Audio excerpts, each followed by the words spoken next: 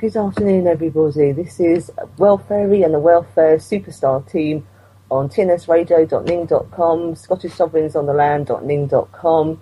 You can also find us on our website, welfare.org.uk, or you can email me at welfare@welfare.org.uk, or all of us at team@welfare.org.uk. Okay, well, that's how to contact us. We've got a pretty good show lined up for you this afternoon.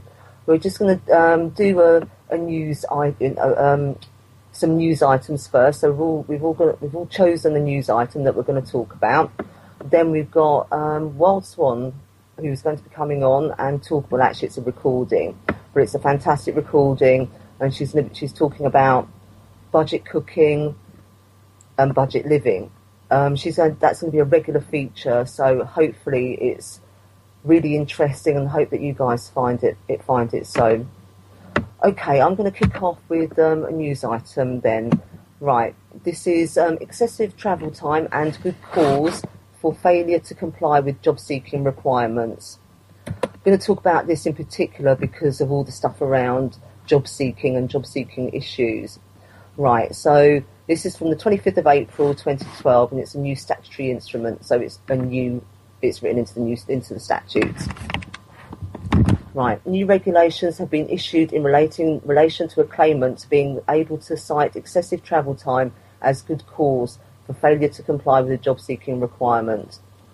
In force from 16th of May 2012, the Job Seekers Allowance Amendment Regulations 2012 provide that, irrespective of their period of entitlement to JSA, a claimant will not generally be able to show good cause for failing to carry out a job seeker's direction or to apply for or accept certain types of employment if the reason for the failure relates to the time it would take or normally take for them to travel for those purposes by a route and means appropriate to their circumstances and to the employment or to the carrying out of the job seeker's direction where that time is less than 90 minutes. Okay, right. The current rules are that during the first 13 weeks of entitlement to JSA, a claimant will not be regarded as having good cause for failing to apply or refusing employment or for failing to comply with the job seeker's directions on grounds of travel time where the travel time is less than 60 minutes. So basically, from the 16th of May, if you can show that the travel time to your job or seeking that job is longer than 90 minutes, you show good cause to not apply for that job, not attend any of the job-seeking requirements that are around that particular job. So that's actually a pretty good thing, and I know particularly in rural areas, and really not just in rural areas, for me as well. If I was to work in, northwest London, it would take me an hour and a half to get there. It would be unreasonable for them to expect me to apply for a job in that area or to expect me to travel there. So it's actually a really useful thing for everybody to know. I know the others have got something lined up for you too, and I think Neo is next. So I just had to unmute my mic there. Thank you. All right, okay. I'm just going to go through some information online concerning something called legal aid.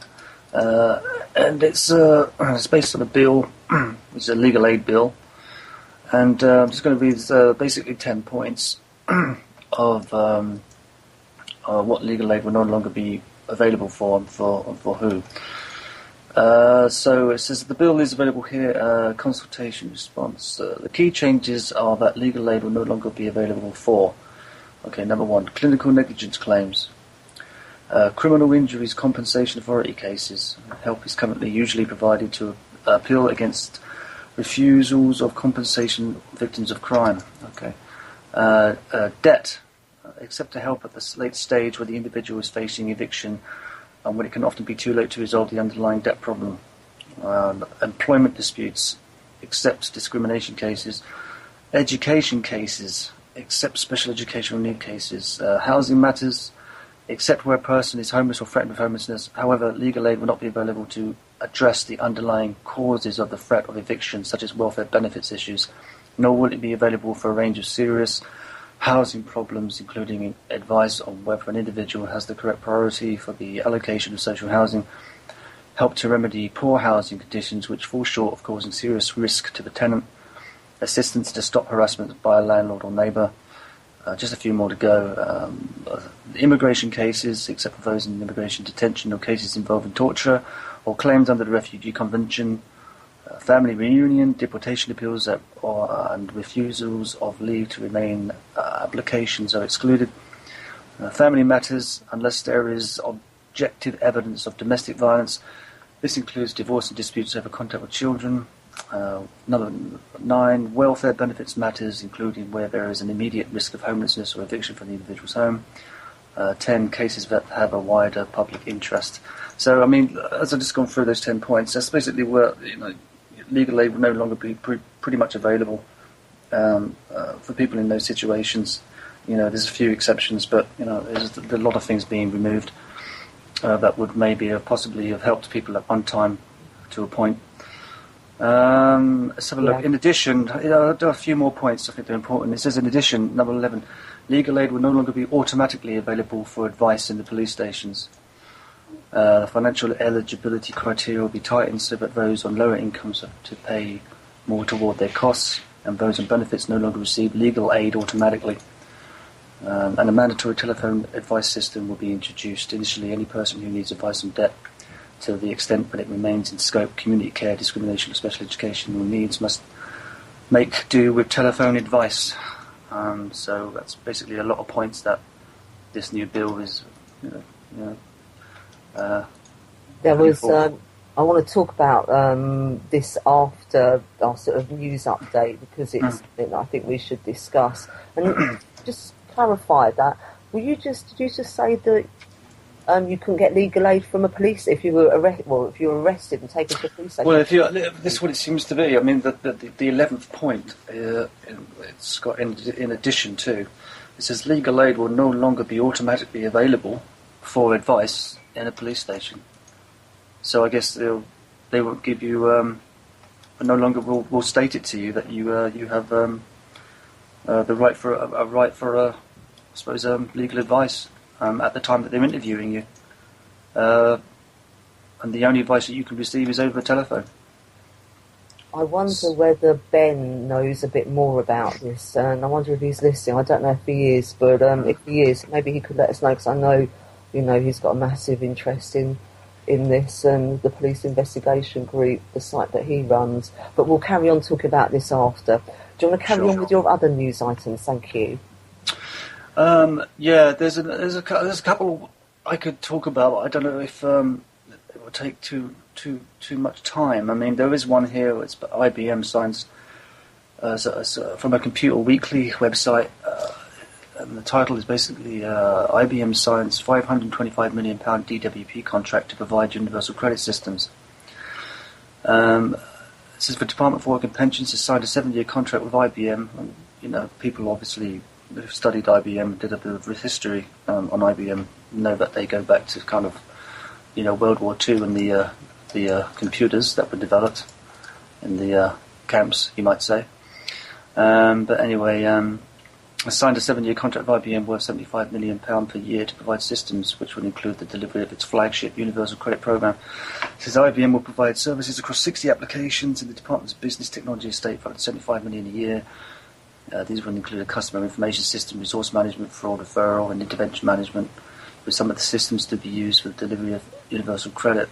The companies facilitate the sharing of data with other government departments and help move government services online. IBM will also manage the department's finance and HR applications. For DWP may extend the contract by up to 3 years, potentially bringing the total contract value up to $750 million.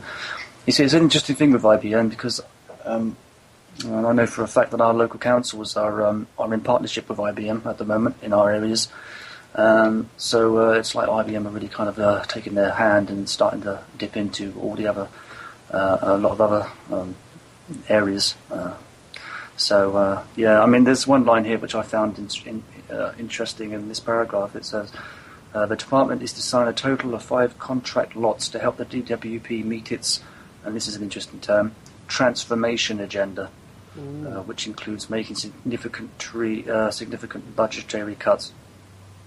This one last thing, the department has also signed a 7-year contract with Capgemini. I've never heard of them before. That's a new one, for up to $10 million a year for the provision and maintenance of the business applications. Capgemini said it did not have details about the specific systems it will include, but said they would not involve the delivery of universal credit. But anyway, that's some interesting news there. Would you Google PIP1 if you finished there? Sorry, say again? Have you finished with that one? I have finished with that one now. It's quite small, but there was there's this other article. It's quite. I've only recently found it. It's quite long, but it goes into quite a lot of info about ATOS and the PIP contract. But it comes in. It mentions a few other things, kind of like. Let's have a look. Do you want to read it? Yeah, sure. I'll read it out, but hopefully it won't take too long. It's quite lengthy. Okay, ATOS on the run. The PIP contract is a poison chalice. Back when the Sorry, Neo, would you just explain what PIP is, so some people won't know what that is? Personal independence payment. Personal independence payments, isn't it? The replacement of what's it called again? It's replacing something. DLA. It's a replacement of DLA. Yeah. Disability living allowance. Yeah, that's right. Yeah, I mean the thing is that I'll have to really go through the article because I think it goes into a bit more detail about it. I mean, unless you know, I mean, I don't know a huge amount about DLA or PIP. I can only go by what I've just looked at in a few days ago, so it's all quite new to me at the moment with that. Do you know anything specific about what PIP is?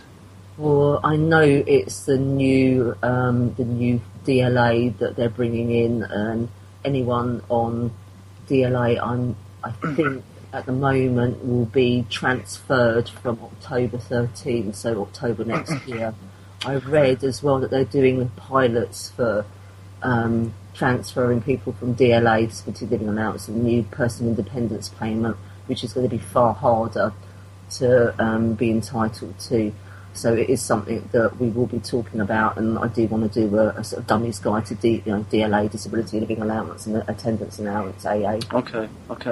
I'll have to look into it a little bit more to find out what it is, because it just seems like what they did with incapacity benefit, where they just moved everybody over to ESA, and it seems that they're doing the same kind of thing with DLA with this PIP thing.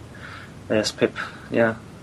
With the DLA, the major change will be there's no lower rate mobility component for personal independence payment. It's a mobility component that you either qualify or don't. People don't qualify. Well, I'll read this article. I'll try and get through it as quickly as I can. It says, back when the condemned government weren't elected, few people other than benefit claimants had heard of French IT firm Atos Origin. The company Labour shamefully employed to carry out the work capability assessment. So this health and disability assessment was designed to strip sickness benefits from as many people as possible, and has caused untold suffering, with some people driven to suicide by the process. Over the last year, this has led to countless protests around the UK outside Atos offices and online as the infamy of the company is soared.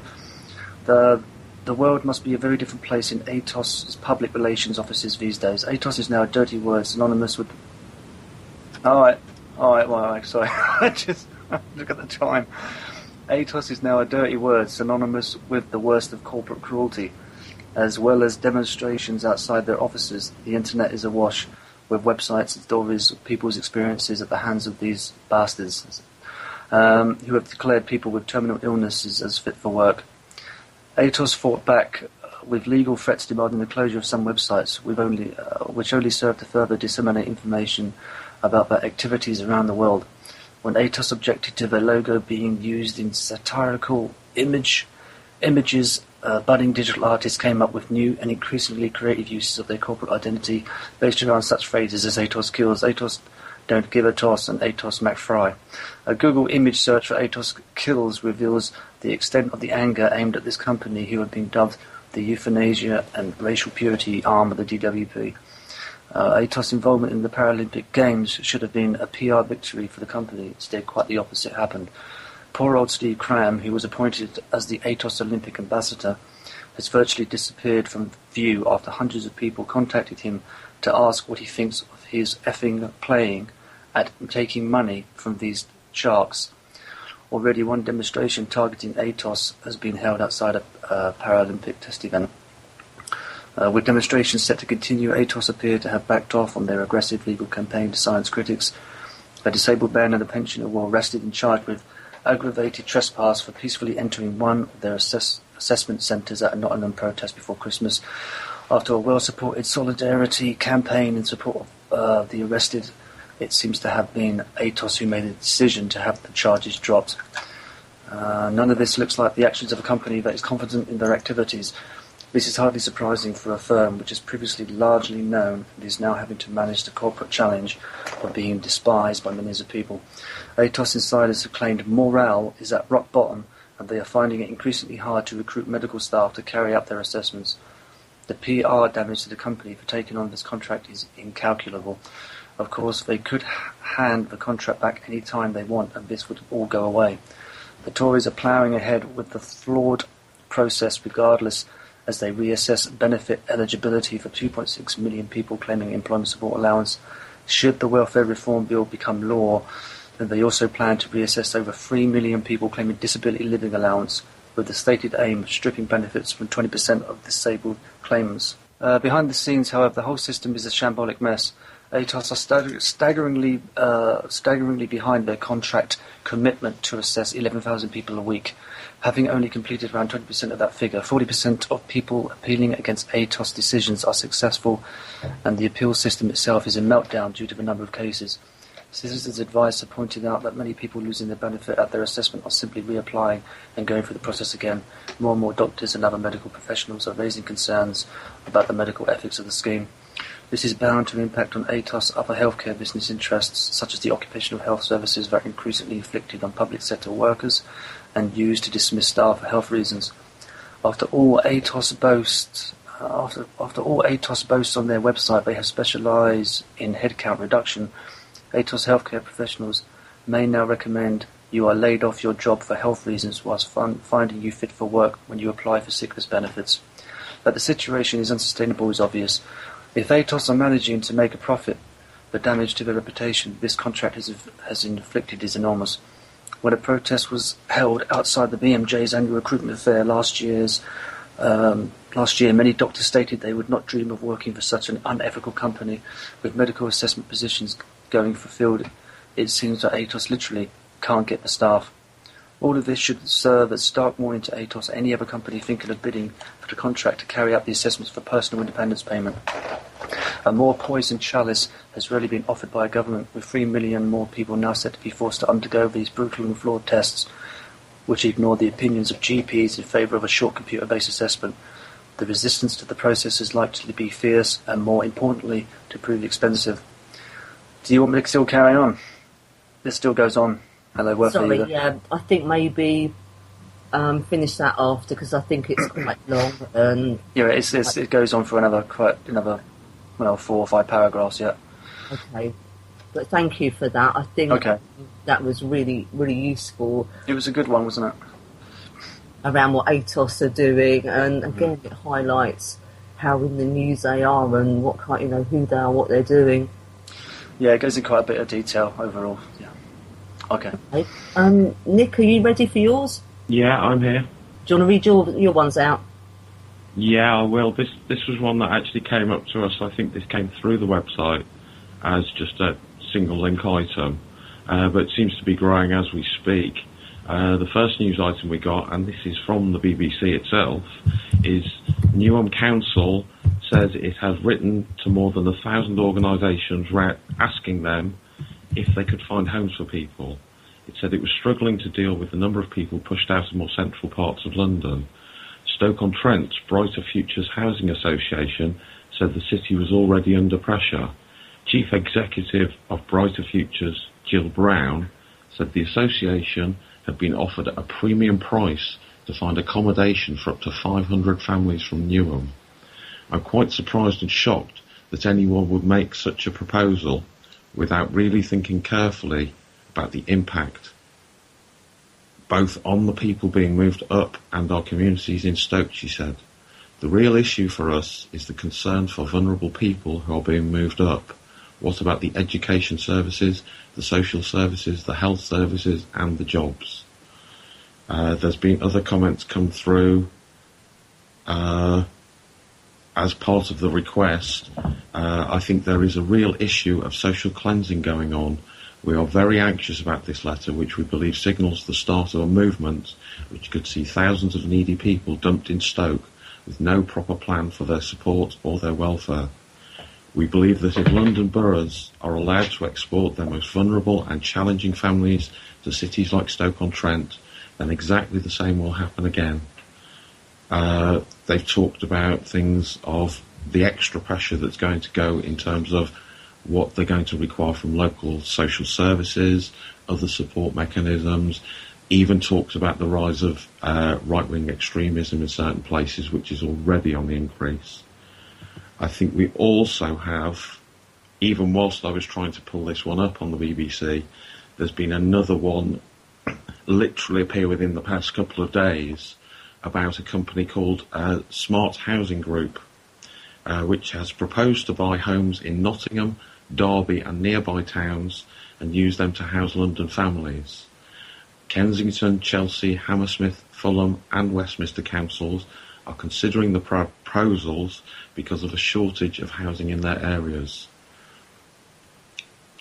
Chief Executive of a Nottinghamshire-based organisation, Homeless Charity Framework, Andrew Redfern, has said, "It is not as if there is any kind of surplus of affordable social or private housing in Nottingham. The relocations would be temporary until housing is found in London. This means the London families would need extra support from public services," Mr Redfern said, "as it would be difficult for them to find jobs while living somewhere temporarily." Nottingham has had its funding hugely cut by the government over the past year and is not really in a position to look after people who have been sent to it by, frankly, a very rich London borough, he added. Derby City Council said it had not been made aware of the plans, while Nottingham City Council said it could not legally block them. A councillor for Nottingham has said, "Legally we can't do anything about it, but we will be trying to discourage them, the London councils, from doing it." General Manager of the Smart Housing Group, which wrote to the three Conservative-led London authorities proposing the idea, said, "We are in negotiation with 3 London authorities at the moment, but nothing has been agreed as yet. We have had tentative interest from a number of local authorities. We haven't progressed at all yet. The main discussions are with those 3 boroughs."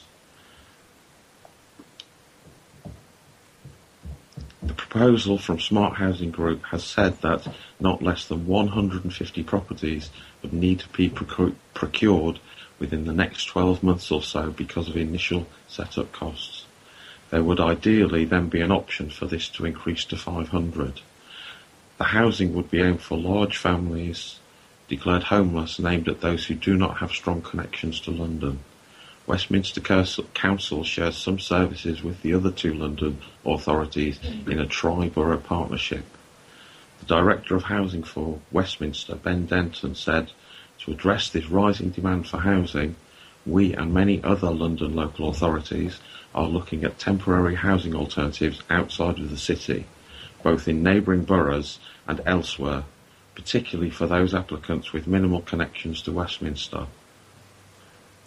Labour-controlled Newham Council in East London said it had been forced to look further afield for affordable properties and wrote to a housing association in Stoke-on-Trent asking if it wanted to lease homes to the authority. And that is about it from those 2. There are a few more though. I think it'd be nice to have a go to a tune now, and what I'd really like to do is I'd talk about legal aid after. I'd like to play Wild Swans bit now. That would be fantastic. So tune first. I think so. I'm going to have a cup of tea or a cup of coffee or a spliff or whatever, and then Wild Swans bit, and then I think I would like to go on to legal aid.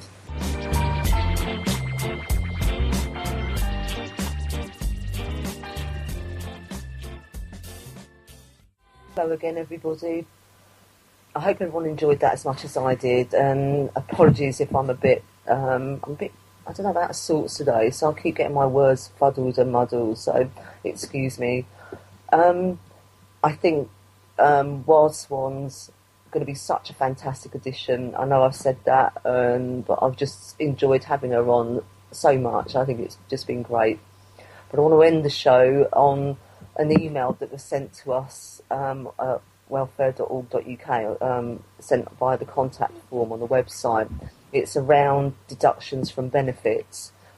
It is a topic that we need to cover in more depth, but we wanted to end with it and see whether anyone had any questions, any comments. So I'll read out the email, and Nick is going to add his own comments as well. Okay, right. Hi, a friend of mine recently received a letter from the DWP stating they're deducting money from her benefits for water. I spoke to somebody on the TPUC website who said to appeal, quoting the Social Security Act. She did that, and this is a letter she received about your appeal. You recently lodged an appeal to the tribunal. The office that made the decision you're appealing against has suggested that the tribunal cannot hear your appeal. It is suggested that the tribunal has no power in law to rule on the decision you are challenging. I would be grateful if you could let me have your comments on this question in writing within 14 days. Please note, if you do not respond to the tribunal within this time, the tribunal judge may bring your appeal to an end. Yours sincerely, clerk to the tribunal. And the email ends with, is there anything else you can do, or is this final? What do you think, Nick? Yeah, initially I picked this up a couple of days ago, and I was quite intrigued with the wording of the letter, where they're saying that the office made the decision, was suggesting things. They weren't saying things outright. It's saying they have suggested the tribunal can't hear your appeal, suggested the tribunal has no power in law.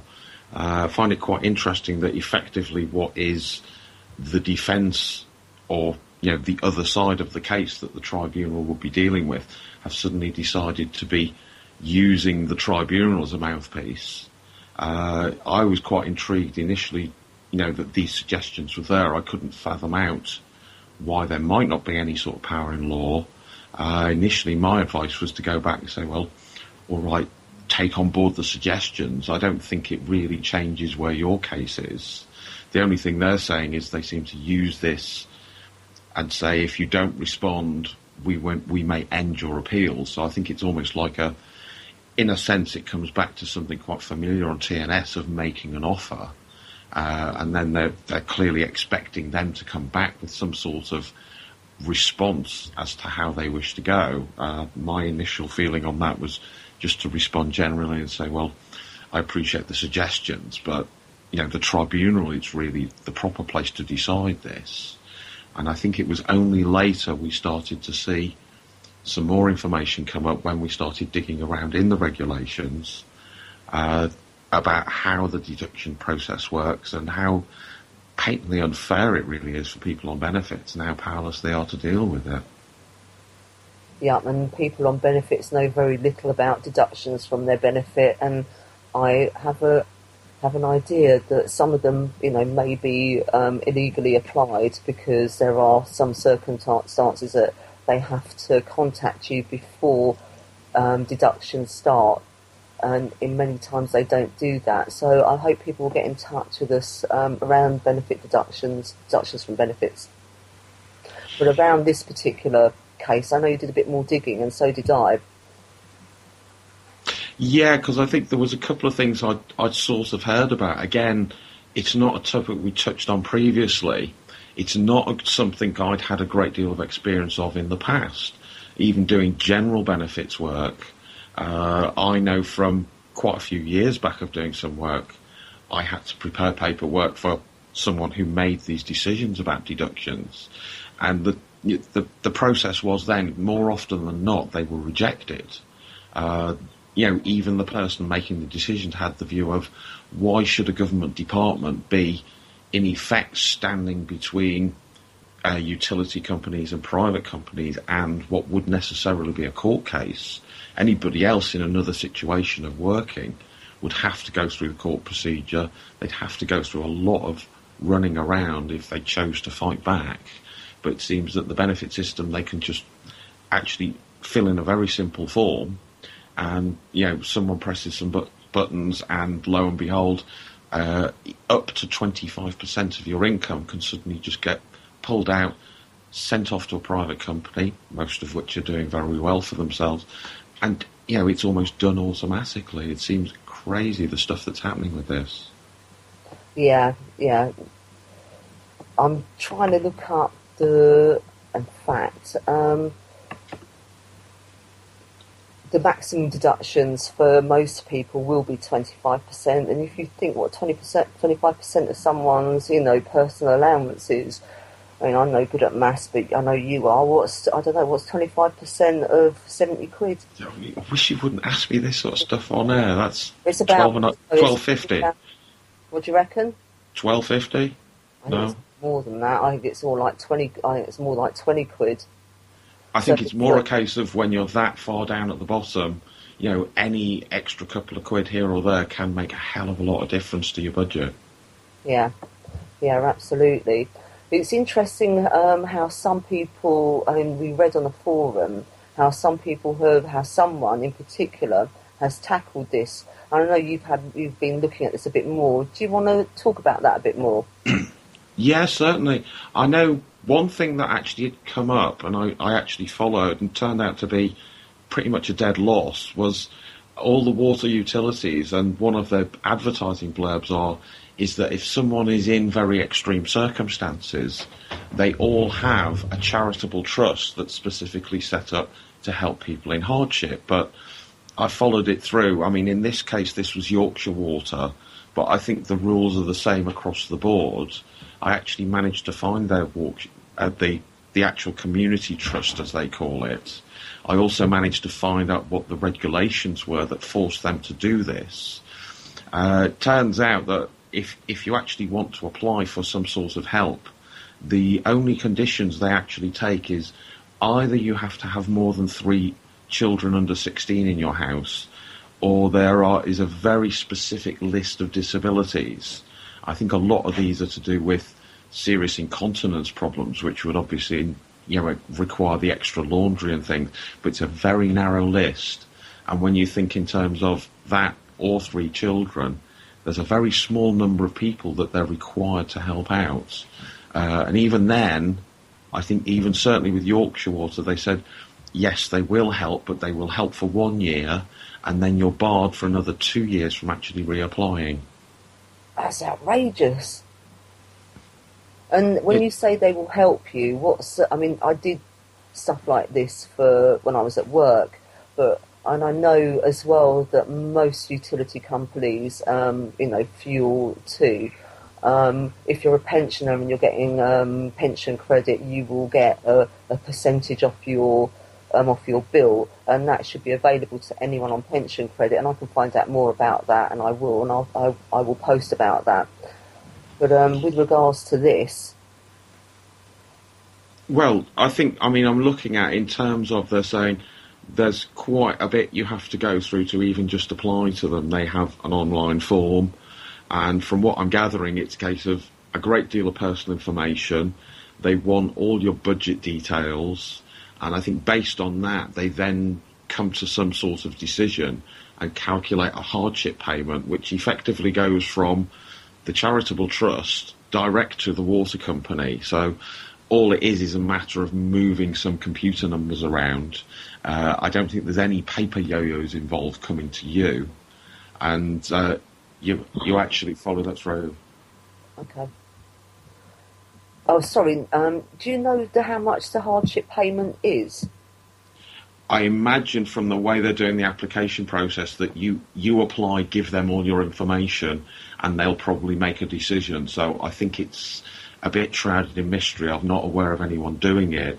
I mean, the other thing, just to quickly, because I know we're short on time, basically having followed that and getting a bit frustrated, I was looking at the thing on the appeal, and there may appear to be one that it is, I think the general rules on the deductions are outside the normal benefit regulations that give you rights of appeal. And we're looking at the moment in terms of someone has mentioned county court action, and I think it's a Schedule 8 action, and I think it's specifically to actually go to the county court for a legal ruling on a fixed decision. I'm just thinking if anyone out there from TNS land has had any sort of county court experience, knows something of the civil procedure rules, it's something I've dealt with very briefly on one court case. So if anyone is around who can offer some sort of help or guidance on this, please come forward, because we'd like to explore this a little bit more. Excellent, thank you, Nick. Okay, we've got to wind up, folks, so thank you very much for listening. This has been Welfairy and the Welfare All-Star team on tnsradio.ning.com, Scottish Sovereigns on the Land.ning.com. You can get us on welfare.org.uk, and you can contact me on welfairy at welfare.org.uk. Or you can contact all of us on team@welfare.org.uk. Goodbye, everybody. See you next week. Goodbye. Bye-bye.